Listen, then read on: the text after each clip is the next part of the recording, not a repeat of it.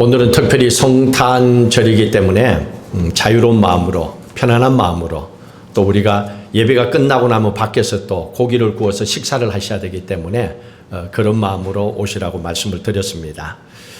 오늘 말씀을 한번 보도록 하시겠습니다. 우리 성탄절 그러면 어떻습니까? 여러 곳곳마다 어느 나라든 상관없이 성탄절 그러면 굉장히 요란하죠.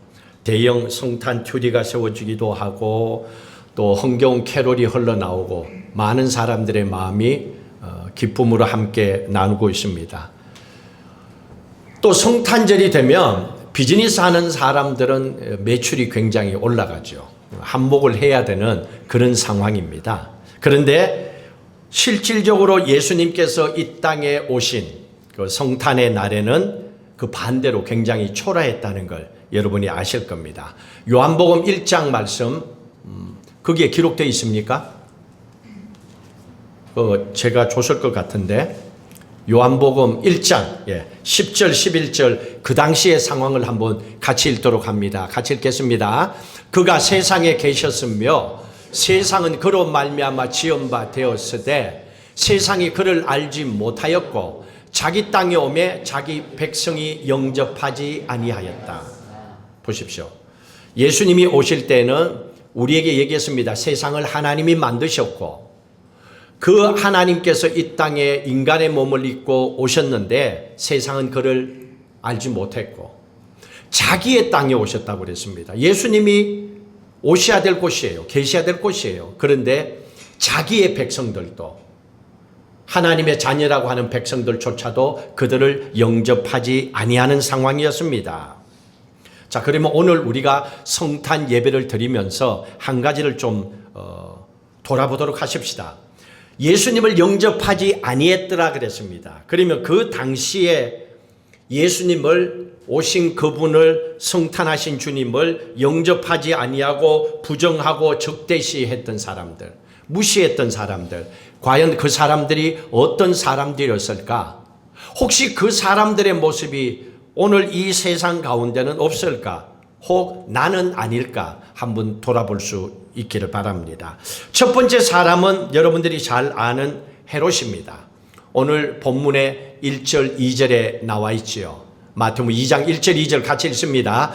헤롯 왕 때에 예수께서 유대 베들레헴에서 나심에 동방으로부터 박사들이 예루살렘에 이르러 말하되 유대인의 왕으로 나신 이가 어디 계시냐?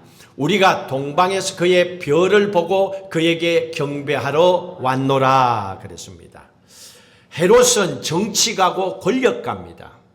힘을 가지고 있는 사람입니다. 그런데 이 헤롯 왕에게 박사들이 찾아왔습니다.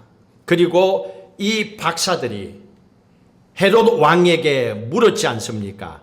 유대인의 왕이 어디 계시뇨? 지금 유대인의 왕은 누굽니까? 헤롯이에요.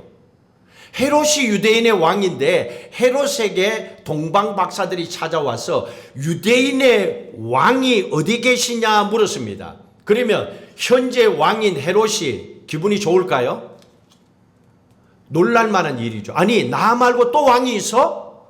이런 상황이 벌어지죠. 깜짝 놀랐죠. 그래서 헤롯이 7절 8절에 이렇게 얘기합니다. 같이 읽도록 합니다.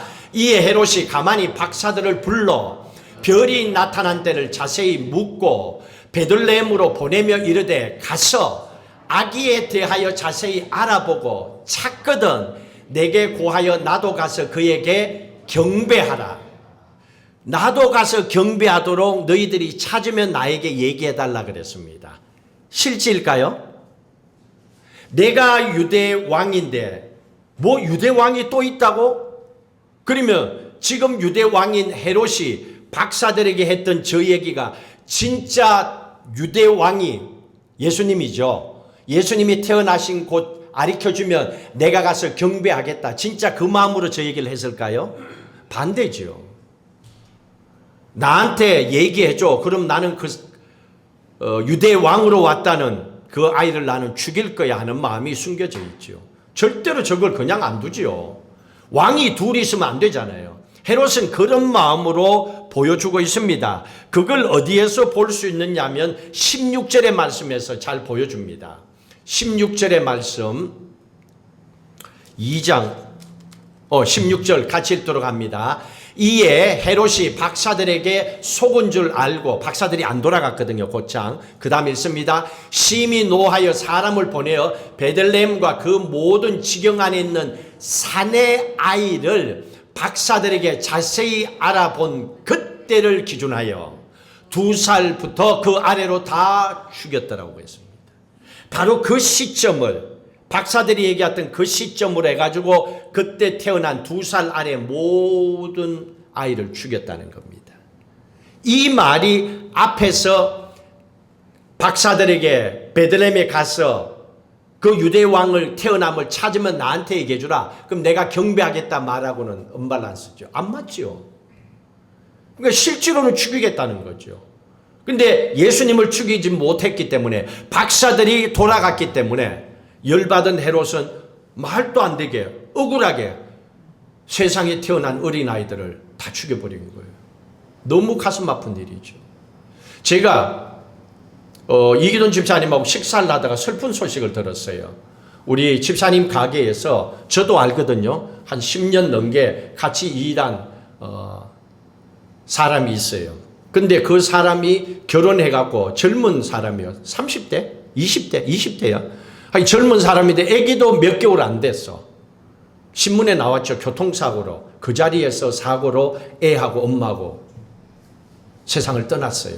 난 몰랐고 거기 가서 듣고 아니까 바로 며칠 전에 가서 또 만났으니까 그 얘기를 듣고 마음이 참 슬펐어요. 아팠어요. 열심히 살아가는 사람이었는데 또 그 아이를 생각하니까 너무 가슴이 아프고, 어린아이 2살 아이 밑에 아이들을 다 죽였다고 하면 그 부모의 마음이 어떻겠어요. 근데 그걸 생각 안 하고 헤롯은 명령을 내리고 권력으로 모든 아이를 다 죽였다는 얘기입니다. 헤롯이 어떤 사람이라는 걸 우리에게 보여주고 있습니다. 헤롯은요, 예수님의 성탄을 기뻐하지 않았습니다. 예수님의 성탄, 이 땅에 태어나시는 것을 왕이라고 하는 권력으로, 칼로, 공권력을 동원해 가지고 저지하고 죽이려고 했던 사람입니다. 그걸 여기에서 보여주고 있습니다. 성탄하신 주님을 위해서 기쁘게 맞이하는 것이 아니라 그는 예수님의 오심을 경계하고 적대시하고, 심지어는 예수님을 못 찾았으니까 어린 아이들을 살해하는 사건을 저질러 버리잖아요. 참 말도 안 되는 일이죠. 예수님이 태어나시는 성탄의 때에 헤롯 유대 왕이 예수님을 죽이려고 했습니다. 자, 그런데 예수님이 마지막 돌아가실 때는 어떻게 되셨어요? 십자가에 돌아가실 때 그대로 돌아가십니다. 그 사건 한번 보십시오. 예수님이 돌아가실 때도 결국 유대의 왕과 로마의 황제의 이름으로 예수님을 십자가에 못 박았습니다. 예수님이 돌아가실 때에 공식적인 죄의 명이 뭐였습니까? 뭘로 돌아가셨어요? 팻말이 있었죠. 유대인의 왕이라고 적어놨잖아요. 유대인의 왕이라고 팻말을 붙여갖고 예수님을 죽인 거예요. 십자가에 달아서. 그게 예수님의 마지막 죽음이었습니다. 결국 유대인의 왕이라는 게 뭡니까? 시대적인 상황으로 봤을 때는 정치범으로 죽였다는 얘기죠. 이게 만든 거죠, 이게. 그러니까 사람들은 충분히 아닌 것도 그렇게 만들어서 이런 일을 저질 수도 있다는 거죠. 예수님께서 결국 태어나실 때는 그랬다 하더라도 결국 마지막 돌아가실 때도 유대인의 왕이라는 죄명으로 그걸 달아서 예수님을 십자가에 못 박게 하셨습니다. 예수님 돌아가신 그 이후로 300년 동안에 기독교는 박해를 받습니다. 모든 기독교인들은 숨습니다. 카타콤이라고 하는 동굴에 숨어서 예배드리고 살아갑니다. 313년에 기독교가 자유롭게 해방하는 밀라노 칙령이 선포되는 그때까지 크리스찬들은 고난을 당했습니다. 이런 정치가요 권력을 가진 헤롯이 예수님의 탄생을 거부했던 사람입니다. 두 번째로 예수님의 성탄을 거부한 사람은요, 헤롯이 박사들로부터 성탄 유대인의 왕 예수 그리스도가 태어난다는 소식을 듣고 불렀던 사람들이 대제사장 서기관들이었습니다. 종교 지도자들이었습니다. 이 종교 지도자들을 불렀는데 4절의 말씀 같이 읽도록 합니다. 왕이 모든 대제사장과 백성의 서기관들을 모아 그리스도가 어디서 나겠느냐 물으니 이르되 유대 베들레헴이오니 이는 선지자로 이렇게 기록된 바 또 유대 땅 베들레헴아 너는 유대 고을 중에서 가장 작지 아니하도다. 내게서 한 다스리는 자가 나와서 내 백성 이스라엘의 목자가 되리라. 대제사장과 서기관들을 부른 거예요. 왜냐하면 동방의 박사들이 와서 유대인의 왕이 태어난다고 그랬으니까 확인하기 위해서 이 대제사장 서기관들, 이 사람들은 종교 지도자들입니다. 그 사람들의 직업이 종교 지도자들이에요. 이런 사람들을 불렀던 겁니다. 그랬더니 이 사람들이 뭐라고 얘기합니까? 자기들의 기록된 예언의 말씀 그대로 유대인의 왕이 어디서 태어날 것인지 그대로 얘기해 줍니다. 그러니 다시 확인까지 한 헤롯 왕은 더욱더 놀랄 수밖에 없었죠. 서기관들, 대제사장들, 요즘 치면 어떤 사람입니까? 신학 박사들, 신학교 교수들, 목사들, 뭐 이런 사람들이에요. 종교 지도자들입니다. 종교에 관계된 직업을 갖고 살아가는 사람들이에요. 이 사람들은, 특히 제사장들은 백성들을 대신하여 하나님 앞에 제사를 드렸던 사람들입니다. 헤롯이 그들에게 자문을 구했다는 거죠. 그랬더니 그 사람들이 뭐라고 얘기합니까? 기다리지도 않고요, 그대로 질문하자마자 바로 지체 없이 답을 합니다. 그리스도는 베들레헴에서 납니다. 왜? 알고 있으니까. 전문가들이니까. 상식적으로 머리로 그걸 왜 몰라요? 그것만 공부하고 있었는데. 베들레헴에서 납니다. 그리고 나서 성경을 가지고 증명까지 해줍니다. 구약의 미가 5장 2절에 이 말씀이 기록됐습니다 하고 얘기해 준 거예요. 근거까지 있는 거예요. 그러니 헤롯이 이걸 어떻게 안 믿을 수가 있어요. 증명까지 되는데요. 종교 지도자들까지도 그 얘기를 해줍니다. 자, 그런데 여기서 한번 보십시오. 그렇게 잘 알고 있는 종교 지도자들, 지체하지 않으려고 헤롯 왕에게 예수님이 탄생하시는 거, 예언된 말씀대로 그건 이루어진다, 오신다 라고 자신있게 확신을 갖고 얘기해줬던 이 종교 지도자들, 그럼에도 불구하고 그들 중에서 그 시각에 예수님이 태어나신 베들레헴에 쫓아가서 성탄하신 예수님을 맞이한 사람이 있었어요, 없었어요? 없었잖아요. 없었잖아요. 그렇게 정확한 학식을 가지고 그 말씀을 믿고 다른 사람에게는 정확하게 선포해줬던 종교 지도자리라면 가장 먼저 달려갈 거라고 생각하겠죠. 좀 이 비유가 어떨지는 모르겠지만 예수님 재림하실 때에 종교 지도자들이 제일 먼저 예수님을 맞이할 것 같죠. 근데 그때 가봐야 알아. 우린 몰라. 지식적으로 모든 것이 정확하고 누군가에게 정확하게 이거라고 목숨 걸고 가르치는 것 같은데 실제로 그 자리에 그 사람이 있어야 된다는 거죠. 그런데 모른다는 거죠. 오늘 이 종교 지도자들을 보니까 그런 모습들을 보여주는 거예요. 본인들은 그 자리에 달려가지 않습니다.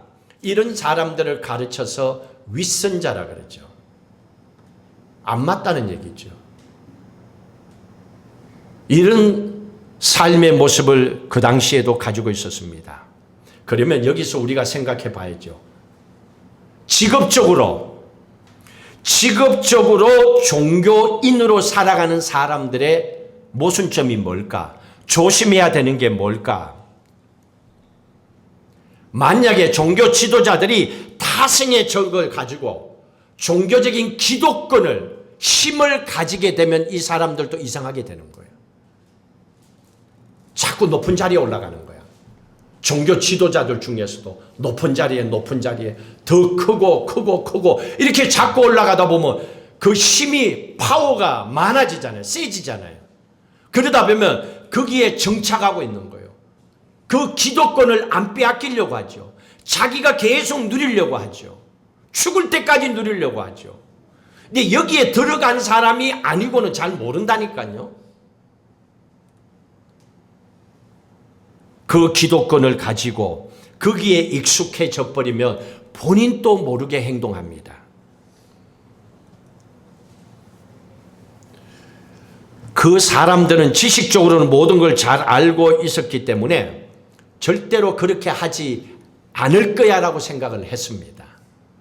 그리고 그 전문가들이 되었겠죠. 그러나 주님의 성탄에 대해서 결과적으로 보니까 무심한 사람들이 되어버렸고 예수님의 성탄을 무시해버리는 사람들이 되어버렸습니다. 그 자리에 갈 줄 본인들도 몰랐죠. 예수님을 은삼십에 팔았던 사람도 예수님의 제자 가운데 있었잖아요. 그러니 이 종교 지도자들처럼 교회 다니는 크리스찬들, 그것도 오래 다니고 하나님을 뜨겁게 사랑한다고 하는 우리가 타성해졌게 되면, 습관적인 신앙의 자리에 서게 되면 우리도 알 수 없다는 거죠. 그걸 다시 한번 돌아보게 합니다. 예수님이 십자가에 돌아가실 때 어떤 사람들을 통해서 돌아가셨어요? 백성들입니까? 아니죠. 종교 지도자들, 정치적인 권력을 가진 사람들, 이 사람들의 합작품이에요. 이 사람들이 예수님을 유대인의 왕으로 해갖고 죽여버린 거예요. 십자가에 못 박게 한 겁니다. 실제로는 관계가 있는 사람들이었습니다. 주님의 성탄은 결국은 직업적인 종교인들, 유명한 성경 박사들, 이 사람들에게 기쁨을, 환영을 받지 못하는 탄생이었습니다. 또 한번 보십시다. 조금 더 나가게 되면 누가복음 2장 7절의 말씀에 보시면 여관집 주인이 나옵니다. 같이 한번 읽도록 합니다. 첫 아들을 낳아 강보로 사서 구유에 누였으니 이는 여관에 있을 곳이 없음이라. 예수님을 낳기 위해서 갔습니다. 마리아가 마구간에서 예수님을 낳아서 말 구유에 놓았습니다. 여러분, 여관집 주인이 누굽니까? 지금 치면 사업가죠. 비즈니스 하는 사람이에요. 사업가, 비즈니스 하는 이 사람. 여관에 있을 곳이 없었다고 그랬습니다. 근데 제가 여기저기 다녀보고 저는 잘 몰랐는데 아들이 비즈니스 쪽에 아니까 이렇게 해서 한 번씩 이렇게 가서 보면요. 이게 에릭 목사님 잘 알겠다. 호텔이 항상 100% 차 있어요. 절대로 아니에요. 갑자기 스페셜한 사람이 오면 줘야 되잖아요. 항상 몇 개의 MT가 있어요. 단지 이거를 더 줘야 돼. 그러면 지금으로 봤을 때 이때 예수님이 여관에 있을 곳이 없었더라. 이거는 방이 없었다라고 보는 것보다도 바쁜 날이니까 그때는 돈을 더 얹어가지고 주는 사람이면 얼마든지 방을 내줄 수가 있는 거예요. 근데 그 상황이 아니었다는 얘기죠. 그러면 뭡니까? 여관집 주인은 비즈니스죠. 비즈니스 하는 사람이니까 돈을 벌어야 되죠. 그건 당연히 상식적이에요. 그걸 누가 잘못됐다고 얘기합니까? 그런데 문제는 이 사람이 비즈니스, 돈벌이에만 몰두하다 보니까 결국 찾아오신 예수님을 못 본 거죠. 당연히 관심이 없었던 거죠. 돈에 더 큰 관심을 가지고 살았던 사람이기 때문에 자기도 모르게 그냥 비즈니스에만 꽂혀 있다 보니까 그것밖에 안 보였던 거예요. 예수님이 오신 걸 못 본 거예요. 고의적으로 한 것은 아닐 거예요. 그러나 준비되지 못했습니다. 자기 비즈니스가 훨씬 더 바빴기 때문에 베들레헴의 여관집 주인은 사업에 빠져서 살다 보니까 자기도 모르는 사이에 주님에 대해서 무관심했습니다. 그리고 성탄하신 주님, 이 땅에 오신 주님에게 방 한 칸도 내어드리지 못했습니다. 알았다면 제일 좋은 방으로 드렸겠지요. 사업가도 여기에 속했습니다. 마지막으로 한 그룹을 더 볼까요? 3절의 말씀을 한번 보십시다. 3절 같이 읽도록 합니다. 헤롯 왕과 온 예루살렘이 듣고 소동한지라. 마지막 그룹이요, 예루살렘 시민들입니다. 예루살렘에 있는 모든 사람들이다. 저기 한번 보십시오. 헤롯 왕과 온 예루살렘 사람들이 예수님의 탄생하시는 소식을 듣고 소동했더라. 시끄러웠다는 얘기입니다.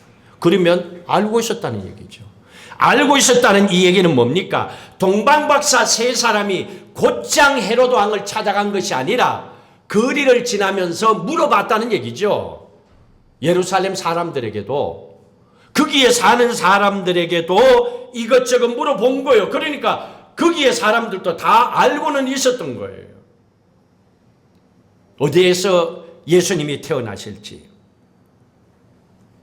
자, 알고 있었음에도 불구하고 어떻습니까? 예루살렘에 있는 시민들, 그 어떤 한 사람도 예루살렘에서 베들레헴까지 한 7km 정도 떨어졌다고 합니다. 7km 정도면 그렇게 멀지가 않아요. 7km 정도 떨어진 그 거리에 어느 한 사람도 찾아가서 예수님의 탄생하심을 맞이한 사람들이 없었습니다. 그 얘기가 기록된 곳이 없습니다. 그럼 결론을 한번 지어봅시다.